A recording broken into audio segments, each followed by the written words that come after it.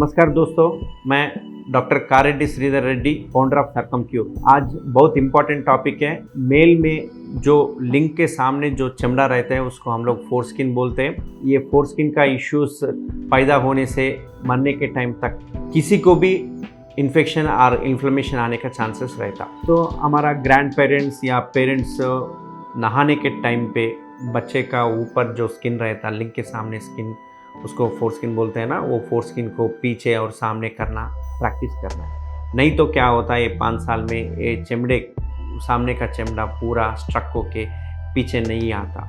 वो पीछे नहीं आए तो फिर पेशेंट को और बच्चे को जो पेशाब करने के टाइम पे उधर सूजन आना और पेशाब भी गर्म आना और पेशाब में इन्फेक्शन होना, ये सब शुरू होते हैं। उसको बोलते हैं हम लोग फाइमोसिस बोलते हैं। फाइमोसिस बोले तो क्या है, बोले तो उसका सामने जो लिंग के सामने जो चमड़ा रहते हैं उसको फोरस्किन बोलते हैं ना, वो फोरस्किन पीछे नहीं आए तो और टाइट आए तो उसको हम फाइमोसिस बोलते हैं। तो ये फाइमोसिस नहीं आना बोले तो छोटा बच्चे के टाइम पे ही हम नहाने के टाइम पे उसको प्रैक्टिस करना, पीछे और सामने करना, प्रैक्टिस करना।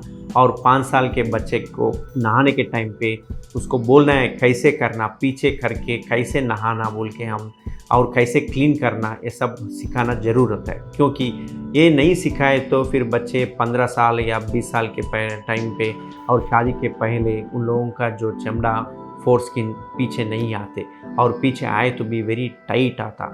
और ऐसा कंडीशन को बोलते हैं हम फाइमोसिस बोलते हैं, उसको मेडिकल कंडीशन है इसको।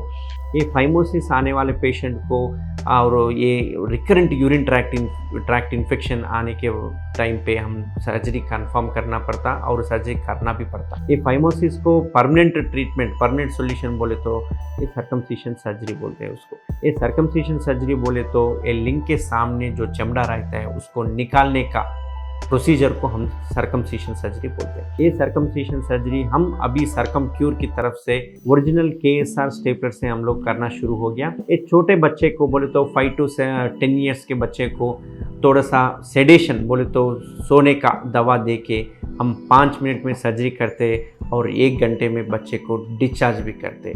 और ये बिल्कुल पेनलेस प्रोसीजर है। जो KSR स्टेपलर है उसका जो पिन्स और सिलिकॉन रिंग बहुत इम्प्रोवाइज्ड है और इसकी वजह से बिल्कुल पेन नहीं रहता। और ये KSR स्टेपलर सर्कमसिशन जो ओरिजिनल है वो केवल सरकमक्यूर और KSR ऑथराइज्ड सेंटर्स में ही मिलता और किधर भी नहीं मिलता।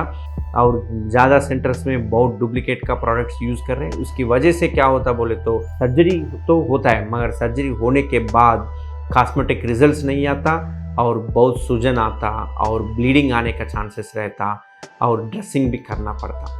ये KSR ओरिजिनल KSR स्टेपलर सर्कमसिशन से करने के बाद सूजन नहीं आता और कॉस्मेटिक में 100% रिजल्ट्स आता। और ये छोटे बच्चे को 5 मिनट में सर्जरी ख़त्म होता और 1 घंटे में पेशेंट को भेजते और 1 घंटे के बाद वो कुछ भी खेल सकते हैं और खा सकते हैं, कुछ भी कर सकते हैं, उसको बिल्कुल पेन नहीं रहता। ये जो सिलिकॉन रिंग रहता हमारा KSR ओरिजिनल स्टेपलर में 0.3 mm थिकनेस का रहता। ये 0.3 थिकनेस रहने के वजह से बिल्कुल पेन नहीं रहता पेशेंट को। और 10 दिन में ये बच्चे का बोले तो 1 साल से 5 साल के अंदर देखे तो 6 दिन में रिंग गिर जाने का चांसेस रहता।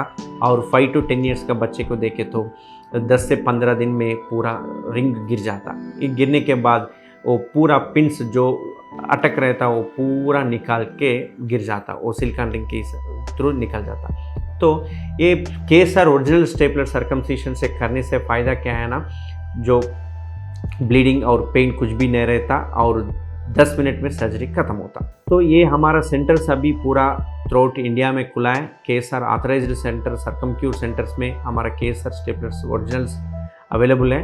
अगर किसी को ये फाइमोसिस प्रॉब्लम है तो ज़रूर कांटेक्ट होना और नीचे दिए नंबर को भी कॉल कर सकते। हमारा गाइड देते हैं, हमारा पर्सन्स गाइड देते हैं और आपको सरकमक्यूर का ओरिजिनल सेंटर्स को आपको गाइड कर सकते हैं। Thank you.